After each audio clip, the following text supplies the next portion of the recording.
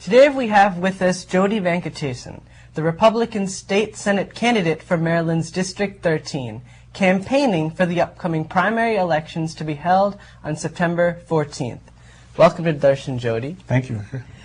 First, tell us, what does your district comprise of? It's a very diverse district, I would say. It goes from the western part of District 13, which is southern Howard County, and I'm going to move you west-east. It goes from Highland, Fulton, Laurel, Savage, Elkridge, Jessup, and then it cuts into a bit of Columbia. So, it's very, very, very spread out in southern Howard County. So now we know about District 13, but please tell us a little bit more about Jody Venkatesan. Well, I grew up in upstate New York, and I like to say, I learned a lot from having two paper routes because we learned a lot from business there, from collecting, delivering, and customers, and really managing money. Mm-hmm. I ended up going in the Army in 1989 as a counterintelligence person. I ended up at Fort Meade supporting counterintelligence operations around the world. Some of the things we supported were counterterrorism, computer security, counter signals intelligence, and did a lot of intelligence analysis supporting Desert Storm, Desert Shield.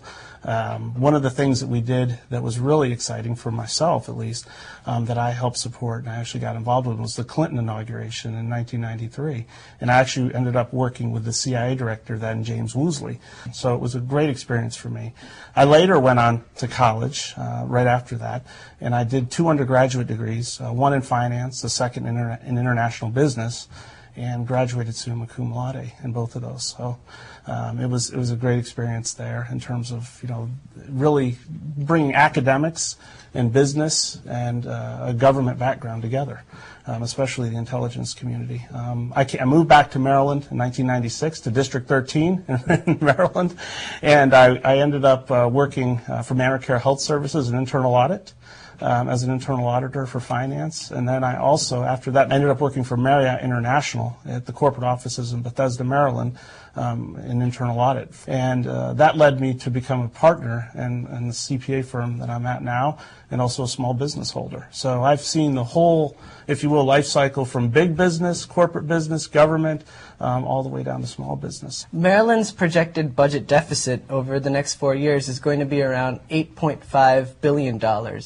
How do you plan on bringing balance to that budget, and what are you going to do to bring in more fiscal responsibility into your district and in Maryland? It's really a two-part answer. One is we have to restore small business, and small business is the backbone and engine for our nation, our state, and District 13.